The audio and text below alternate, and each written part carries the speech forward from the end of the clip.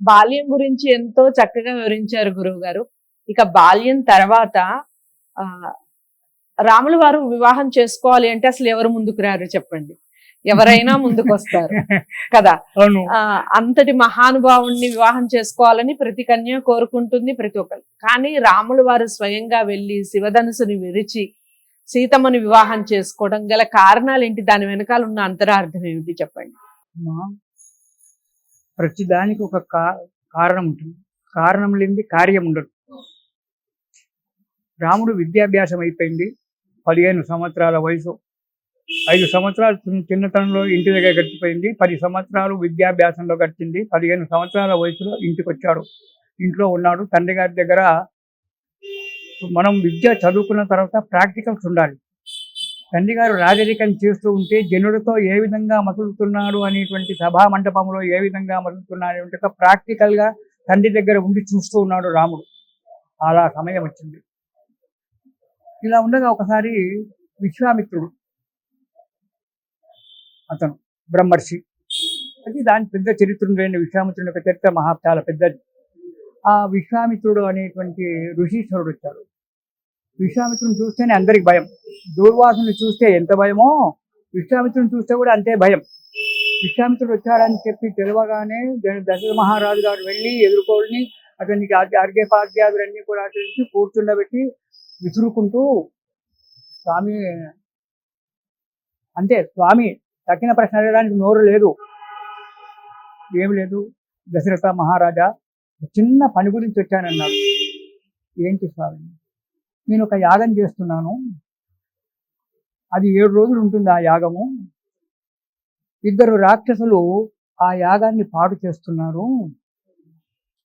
ఆ యాగాన్ని సంరక్షించడానికి నాకు నీ 2 కుమారులు కావాలి అన్నారు. రాముడు లక్ష్మణుడు ఆ ఇద్దరిని కనుక పంపించినట్టయితే నేను యాగం కంప్లీట్. అప్పుడు దశరథుడు అంటాడు, ఇద్దరు చిన్నపిల్లలయ్యా, ఊనషోడ శబ్దాభ్యాం, 16 సంవత్సరాలు కూడా రాలేదు వాళ్ళకు. ఇంకా 16 సంవత్సరాలు అనేటువంటి ఒక పిల్లలు యుద్ధం చేసి రాక్షసులను ఏం చంపుతారయ్యా? నేను వస్తాను, నా బలగమంతా తీసుకొని, నా సైన్యాన్ని అంతా తీసుకొని వచ్చి నేను చేస్తాను. నేను నుంచి కాదయ్యా. ఇందుకు విశ్వామిత్రుడు కూడా ఒక ఇది ముందే దశరథుని చేత శపథం తీసుకున్నాడు, ఒట్టేయించుకున్నాడు. నేను చెప్పిన నాకు సహాయం చేస్తావా, నేను అడిగింది ఇస్తావా అని చెప్పి అలా ఒట్టేయించుకున్నాడు. కాబట్టి మాట తప్పడానికి వీల్లేదు.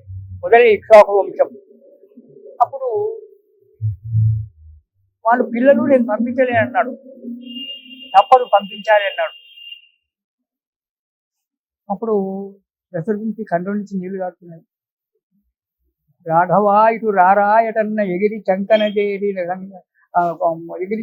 చేరి ముద్దులు ఏడివాడు, కన్న తండ్రి రారాయటన్న బిగిబిగే వచ్చి కౌగలించడివాడు, అటువంటి నారాము నేల పంపించునయ్యా. చూడండి ఎంత రామాన్ పిలవంగానే వచ్చి ముద్దులు ఇచ్చేవాడు నా కొడుకు. కన్నయ్య రారా అంటే వచ్చి కౌగలించుకునేటువంటి వాడు. ఇటువంటి పాలు కారని కలిగినటువంటి పాలు కూడా కారని అనేటువంటి బిడ్డలను పంపించి యుద్ధానికి ఎలా పంపిస్తాను విశ్వామిత్ర?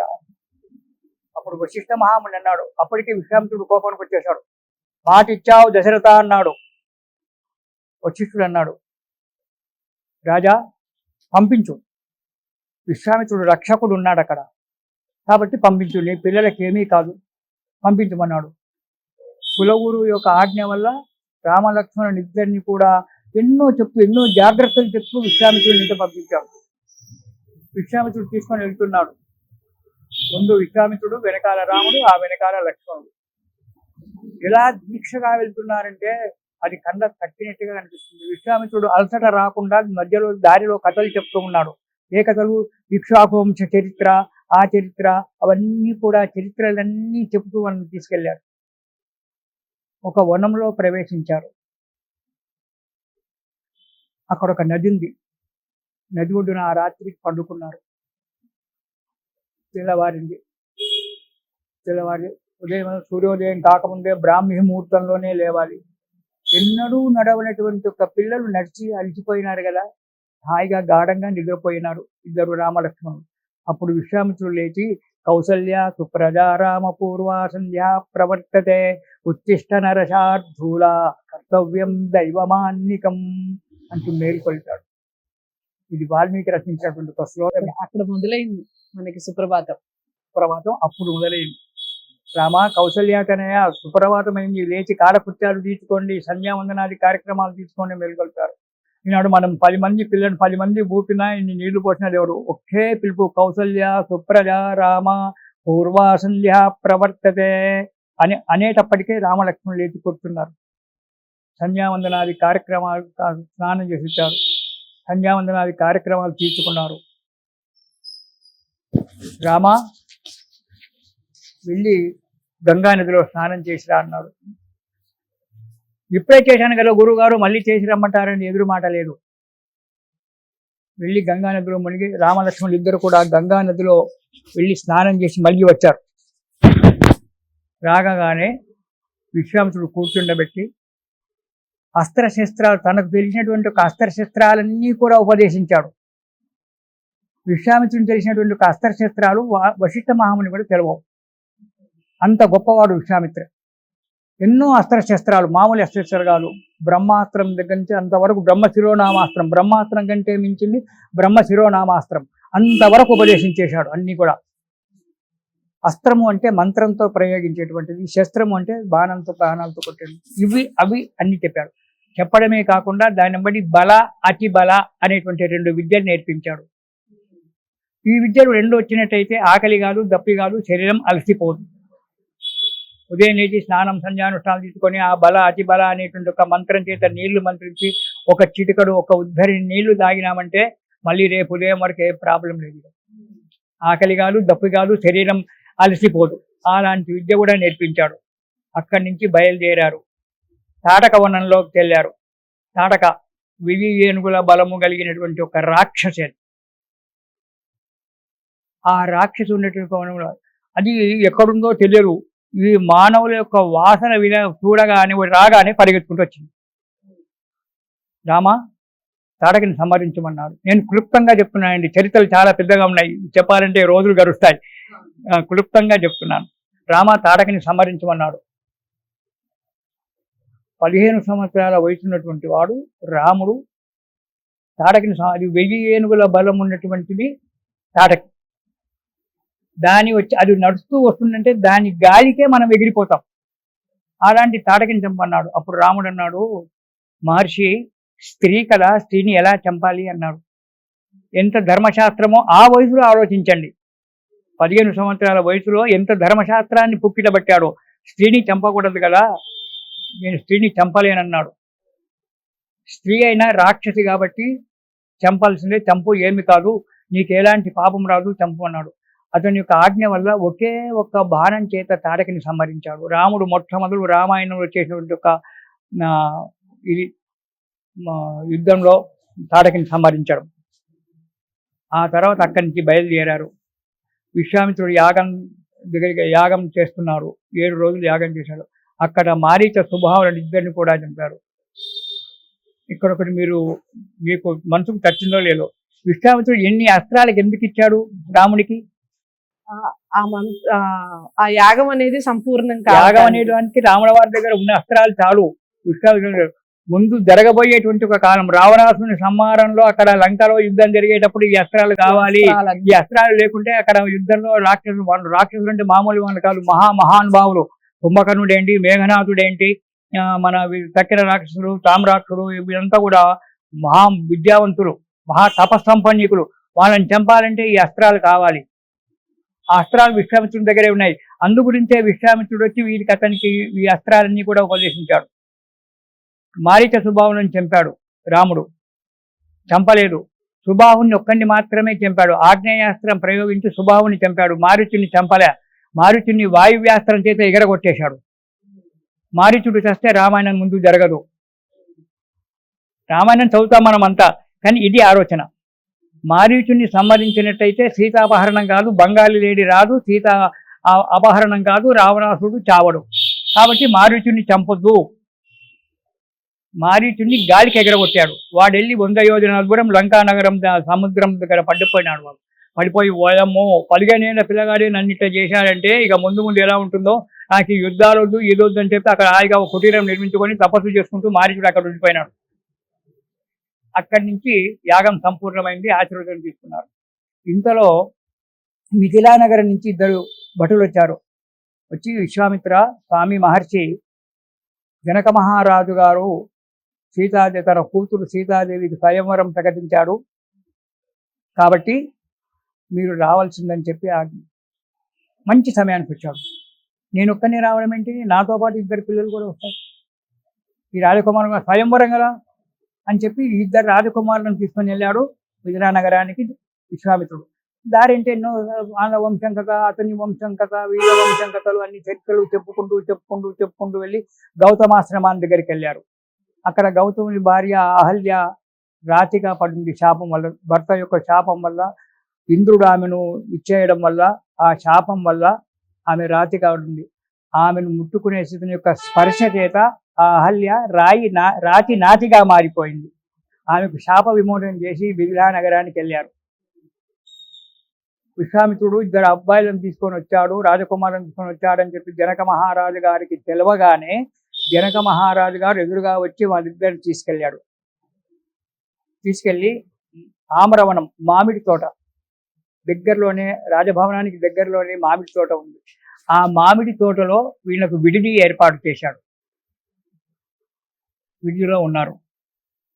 తెల్లవారితే స్వయంవరం. రాజకుమారులందరూ వచ్చారు. అందరికి వారికి తగినట్టుగా అందరికీ కూడా విడుదలన్నీ కూడా ఏర్పాటు చేశారు, అన్ని చేస్తున్నారు. మనకు సీతాదేవికి చెలికత్తెలు ఉంటారు. ఆ చెలికత్తెలలో 2 చెలికత్తెలు ఏం చేశారంటే రాముణ్ణి చూశారు. బాగా చూసి వెళ్ళి, అమ్మో చాలా బాగున్నాడే, ఈ అబ్బాయి అయితే మా సీతమ్మకు చాలా బాగా ఉంటుంది, భర్త అయితే ఇతడు శివధనుసుని విరిస్తే బాగా ఉంటుంది అనుకున్నారు. అక్కడి నుంచి వెళ్ళి ఆమెకంతా చెప్పేశారు, సీత రాముడు వచ్చాడు, ఆయన నెంబర్ ఇంకో అతను, ఈ రాముడు నల్లగా ఉన్నాడు, ఇంకో అతను ఎర్రగా ఉన్నాడు, అతను మాత్రం భలే కోపిస్తు తల్లి, రాముడు మాత్రము చాలా బాగున్నాడు తల్లి, ఇంత మంచివాడు అది అని చెప్పి అన్నీ నూరిపోశారు. సీతాదేవికి అన్నీ చెప్పారు. అప్పుడే సీత మనస్సులో బీజం పడింది, రాముడిని తీసుకుంటే బాగుండు అంటే. కానీ రాముడు ఎలా ఉండో చూడలేదు. తెల్లవారితే స్వయంవరం. జనక మహారాజు గారు స్వయంవరం ఏమని పెట్టాడు, శివధనుసును విడిచిన వారికే సీతాదేవిని ఇస్తానన్నాడు. శివధనుసును ఎందుకు ఇవ్వాలి, వేరే ఏదో మల్ల యుద్ధమో ఆ యుద్ధమో ఏదైనా పెట్టొచ్చు కదా, శివధనుసును ఎందుకు ఇవ్వాలి, ఇదేంటి స్వయంవరం అంటే? జనక మహారాజు గారు రాజఋషి, రాజులలో మేటి. అతను ఎంతో మంది రాజులు, ఎంతో మంది యోగులు కూడా వచ్చి అతని దగ్గర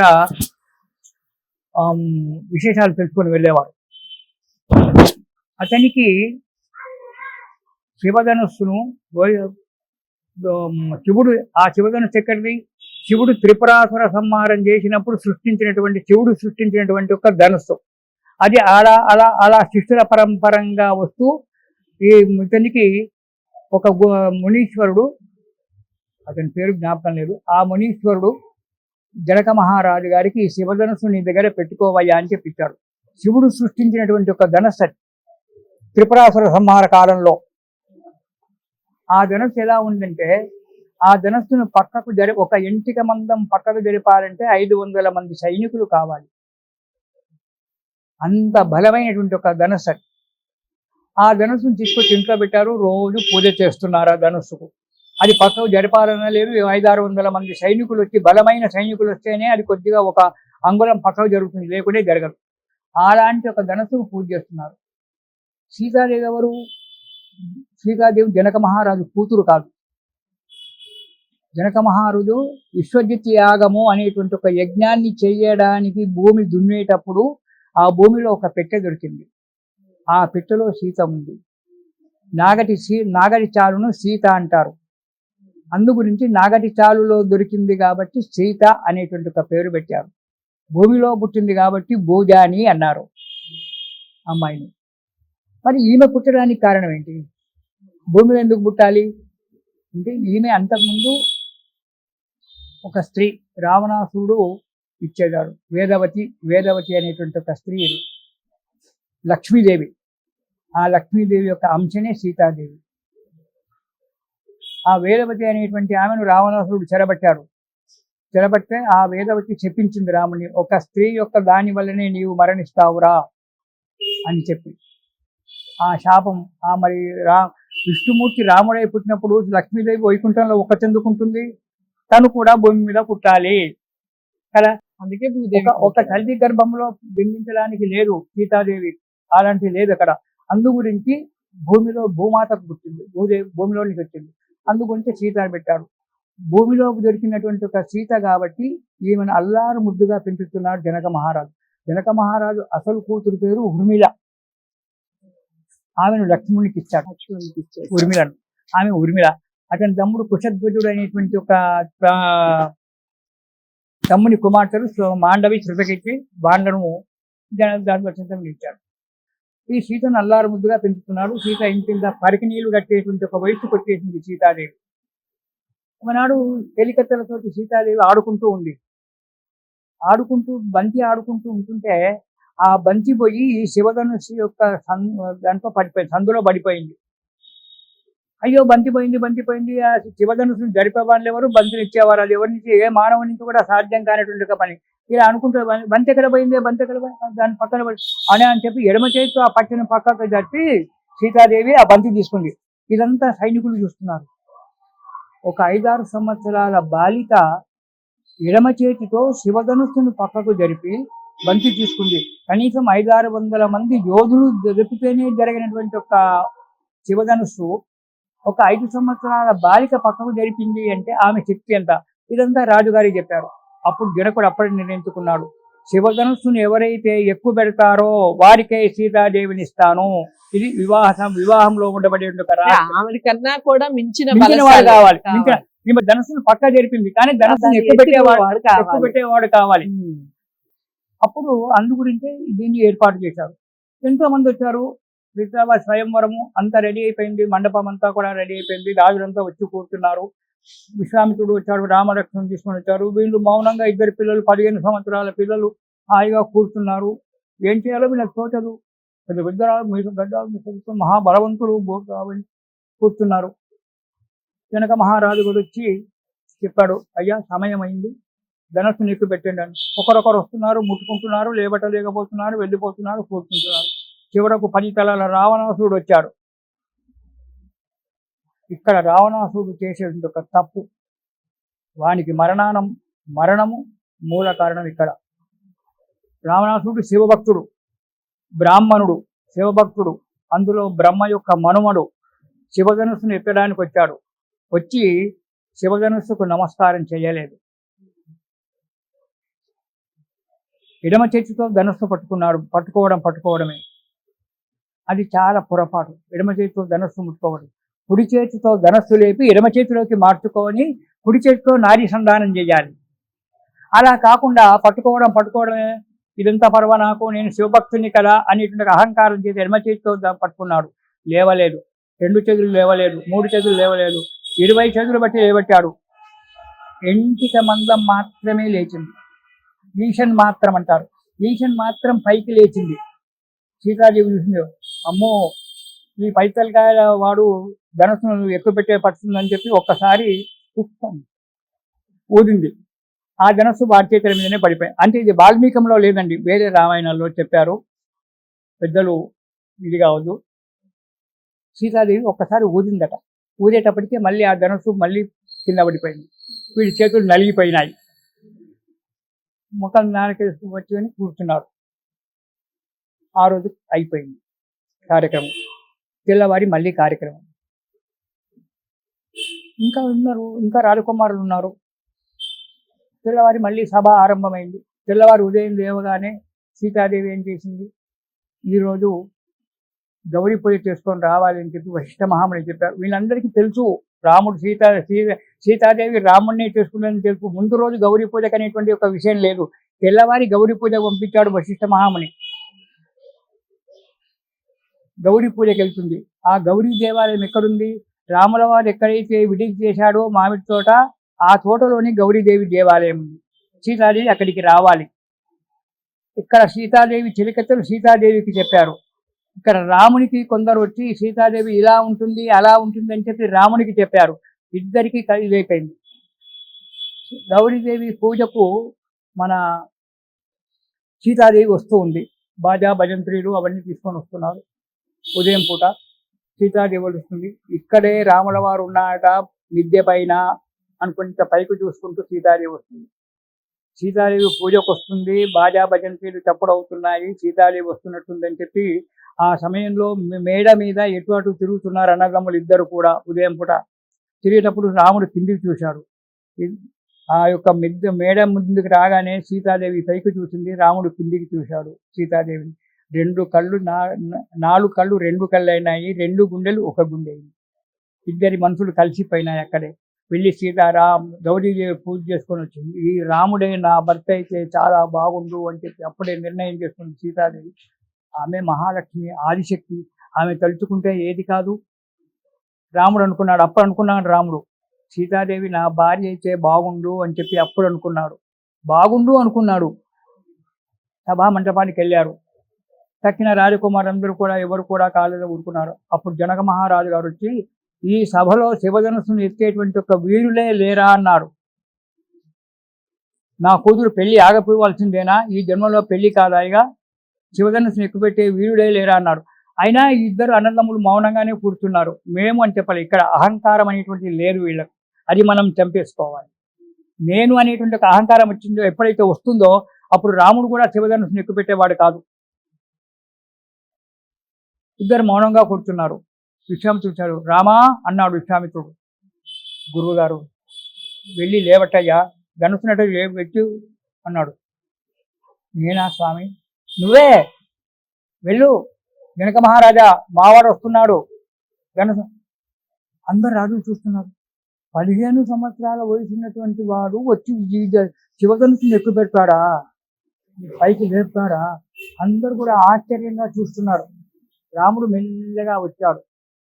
అతని నడకనే నిదానం. అందులో మెల్లగా వచ్చాడు. ఎలాంటి నిస్సంకోచంగా, మనసులో ఎలాంటి ఆలోచన లేదు, ఏమీ లేదు. నిరామయంగా, నిశ్చలంగా, మంచి మనస్సుతో, నిశ్చలమైన మనసుతో వచ్చాడు. ధనస్సుకు నమస్కారం చేశాడు. ఓం నమ శివాయ అన్ని నమస్కారం చేశాడు. ధనస్సుకు నమస్కారం చేసి కుడి చేతితో పైకి లేబెట్టాడు. ఎడమ చేతిలోకి మార్చుకున్నాడు ధనస్సును.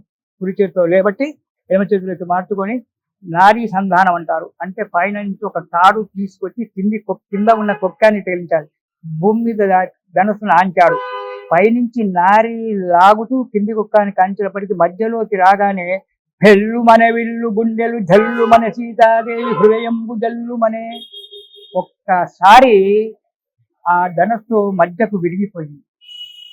గంటలు గల్లు మన్నాయి. ధనస్సుకున్న గంటలు రాజుల యొక్క గుండెలన్నీ కూడా గుబిల్లు మన్నాయి.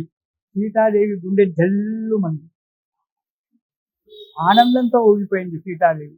అని పైకి ప్రదర్శించొద్దు. సభామంటపం మౌనంగా నిలబడింది. జనక మహారాజు అమ్మ వెళ్ళు అన్నాడు. వరమాల వెయ్యి అన్నాడు. సీతాదేవి నడుచుకుంటూ వచ్చి ఆ రాముని మెడలో వరమాల వేసింది. రాముడు వరమాల వేశాడు. అక్కడికి అయింది. తెల్లవారి దశరథ మహారాజు గారి దగ్గరికి జనక మహారాజు గారు శీఘ్రగాములు అంటే మిథిలా నగరం నుంచి అయోధ్య నగరానికి రావడానికి 4 రోజుల సమయం పడుతుంది. మళ్ళీ వెళ్ళడానికి 4 రోజుల సమయం, అంటే వారం రోజులు 8 రోజులు పడుతుంది.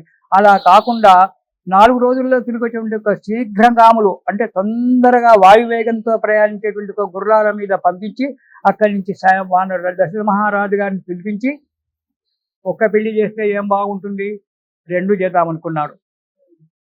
రాముడికి సీతాదేవిని, లక్ష్మణునికి ఊర్మిళనిస్తే అయిపోతుంది అనుకున్నాడు. పక్కనే కుశధ్వజుడు నిలబడ్డాడు. తమ్ముడు చూశాడు. అరే నీకు 2 కుమార్తెలు ఉన్నారుగా, వాళ్ళిద్దరికి ఇచ్చేస్తే ఒకటే కుటుంబాన్ని 4 వెళ్ళిపోతారుగా అని చెప్పి ఆ మాండవి శృతకీర్తిని, కుశధ్వజుని కుమార్తెను మాండవి శృతకీర్తిని భరత శత్రుఘ్నులకు ఇచ్చాడు. వివాహం నిశ్చయమైంది. వివాహం వశిష్ఠ అబ్బాయి తరపు నుంచి వశిష్ఠుడు, అమ్మాయి తరపు నుంచి శతానందుడు. శతానందుడు అంటే గౌతమ మహాముని యొక్క కుమారుడు. శతానందుడు హాయిగా వివాహం చేశారు. తీసుకొని రాముడు లక్ష్మణుడు వీళ్ళంతా 4 కోడళ్లను తీసుకొని దశరథ మహారాజు కొడుకులను కోడళ్లను సైన్యాన్ని తీసుకొని వెళ్తున్నాడు. మధ్యన పరశురాముడు వచ్చాడు. అది రామావతారమే. పరశురాముడు కూడా విష్ణుమూర్తి యొక్క అవతారమే. అతను వచ్చి శివధనుసుని వీడడం, పుచ్చిపోయిన శివధనుసుని పిలిచాడు. ఇదేం గొప్ప, ఈ వైష్ణవ చాపాన్ని ఎక్కడా నీకు దమ్ముంటే అన్నాడు. సంతోషంతో నవ్వుకుంటున్నాడు. వైష్ణవ చాపమే కదా, నేనే విష్ణువుని, నా ధనుస్సు నేను పట్టుకోవడం పెద్ద కష్టమేమిటి అని చెప్పి ఆ వైష్ణవ పరశురాముని దగ్గర ఉన్నటువంటి ఒక ధనుస్సును లాక్కుంటూ అతనిలో ఉన్న శక్తినంతా లాగేసుకున్నాడు. ఇక్కడికి పరశురాముని యొక్క అవతారం సమాప్తం. అంటే అతను చిరంజీవే, కానీ అతని తర్వాత అతను మహేంద్రగిరి పర్వతం మీద తపస్సు చేసుకుంటూ ఉండిపోయినాడు. అతని యొక్క శక్తిని అంతా లాగేసుకున్నాడు.